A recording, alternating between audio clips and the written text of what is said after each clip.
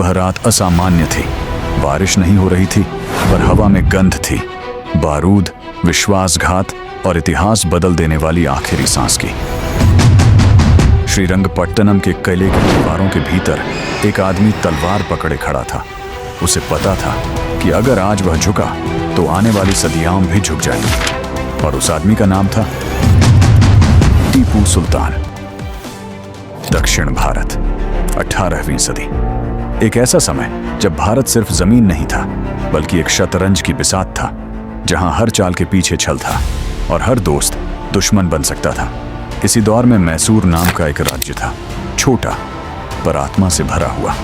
और उसी मैसूर में जन्म हुआ एक ऐसे बच्चे का जो आगे चलकर अंग्रेजों की नींद हराम करने वाला था।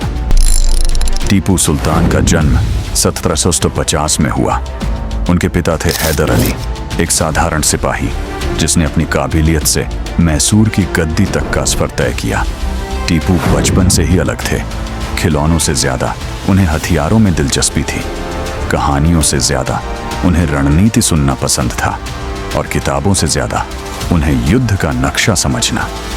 कम उम्र में ही टीपू ने घुड़सवारी, तलवारबाजी और तोपखाने की बारीकियां सीख लीं। लेकिन एक चीज और थी जो उन्हें बाकियों से अलग बनाती थी, उनका डर न मानने वाला स्वभाव। वह अंग्रेजों को सिर्फ विदेशी व्यापारी नहीं मानते थे, वह उन्हें आने वाला तूफान समझते थे।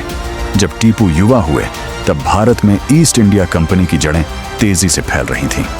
अंग्रेज एक राज्य को कूटनीति, धोखे और ताकत से अपने कब्जे में ले रहे थे, पर मैसूर उनके रास्ते की सबसे बड़ी दीवार बन गया और उस दीवार के पीछे खड़ा था टीपू सुल्तान। पहला बड़ा संघर्ष तब हुआ जब टीपू अपने पिता के साथ अंग्रेजों के खिलाफ युद्ध में उतरे। यह कोई साधारण लड़ाई नहीं थी, यह दिमाग और हिम्मत की टक्कर थी। टीपू ने युद्ध में सिर्फ तलवार नहीं चलाई, उन्होंने नई तकनीकें अपनाई। रॉकेट आर्टिलरी, तेज हमले, अचानक पीछे हटना और फिर वार करना। अंग्रेज चौंक गए। उन्हें आदत थी कि सामने वाला डर जाए, लेकिन यहां सामने खड़ा आदमी डरना जानता ही नहीं था। 1772 में हैदर अली की मृत्यु हो गई और उसी पल मैसूर की जिम्मेदारी टीपू सुल्तान के कंधों पर आ गई। अब वह सिर्फ योद्धा नहीं थे, वह एक राजा थे और एक राजा के रूप में उन्होंने अपने राज्य को बदलना शुरू किया। टीपू सुल्तान सिर्फ युद्ध नहीं लड़ते थे, वह एक विजन रखते थे। उन्होंने खेती सुधारी, नए सिक्के चलवाए, रेशम उद्योग को बढ़ावा दिया, विदेशों से सीधा व्यापार शुरू किया बिना अंग्रेजों के। उन्होंने फ्रांस, तुर्की और अफगानिस्तान से रिश्ते बनाए, क्योंकि वह जानते थे अंग्रेजों से अकेले लड़ना आत्महत्या होगी। लेकिन अंग्रेज भी चुप नहीं बैठे, उन्होंने चाल चली। मैसूर के पड़ोसी राज्यों को टीपू के खिलाफ खड़ा किया। मराठे, निजाम, सबको एक ही डर दिखाया, अगर टीपू जीते तो तुम्हारी बारी भी आएगी। युद्ध पर युद्ध हुए, कभी टीपू जीते, कभी हालात उनके खिलाफ गए। एक बार तो ऐसा भी हुआ जब संधि के बदले उन्हें अपने ही बच्चों को अंग्रेजों के पास गिरवी रखना पड़ा। यह पल किसी भी राजा को तोड़ सकता था, लेकिन टीपू नहीं टूटे। उन्होंने सिर झुकाया, पर नजरें नहीं। समय बीतता गया, अंग्रेजों की ताकत बढ़ती गई और टीपू सुल्तान अकेले पड़ते गए। फ्रांस, जो कभी उनका साथी था, अब अपने ही युद्धों में फंस चुका था।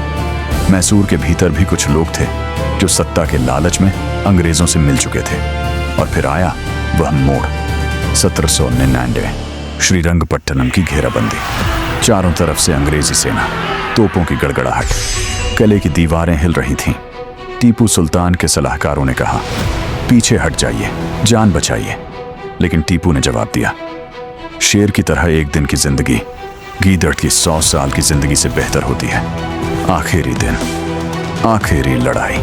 टीपू सुल्तान खुद मैदान में उतरे। न कोई शाही सुरक्षा, न कोई पीछे हटने का रास्ता, बस तलवार और वतन। लड़ते हुए वह घायल हो गए और वहीं किले के एक दरवाजे के पास टीपू सुल्तान शहीद हो गए। जब अंग्रेजों ने उनका शरीर देखा तो उन्हें यकीन नहीं हुआ। जिस आदमी ने उन्हें सालों तक रोके रखा, वह अब शांत पड़ा था। टीपू सुल्तान की मौत के साथ मैसूर गिर गया। लेकिन कहानी यहीं खत्म नहीं होती। अंग्रेजों ने जीत तो ली, पर एक डर उनके साथ हमेशा रह गया, क्योंकि टीपू ने उन्हें दिखा दिया था कि भारत सिर्फ जीतने की जमीन नहीं है, यह विरोध करने की रूह भी रखता है। आज भी टीपू सुल्तान को लेकर बहस होती है। कुछ उन्हें हीरो कहते हैं, कुछ विलन, लेकिन एक बात से कोई इनकार नहीं कर सकता, वह अंग्रेजों के सबसे बड़े दुश्मनों में से एक थे, और शायद पहले भारतीय शासक जिन्होंने साफ देखा कि असली खतरा कहां से आ रहा है। टीपू सुल्तान हार गए, लेकिन उन्होंने डरना नहीं सिखाया, उन्होंने झुकना नहीं सिखाया। उन्होंने यह सिखाया कि जब इतिहास तुम्हें घेर ले तो भी तलवार नीचे मत रखो, क्योंकि कुछ लड़ाइयां जीतने के लिए नहीं लड़ी जाती, कुछ लड़ाइयां सिर्फ यह बताने के लिए लड़ी जाती हैं कि हम कौन थे। अगर आपको ऐसे ही रहस्यमय और रोमांचक किस्से पसंद हैं तो चैनल मस्त मिस्ट्री को जरूर सब्सक्राइब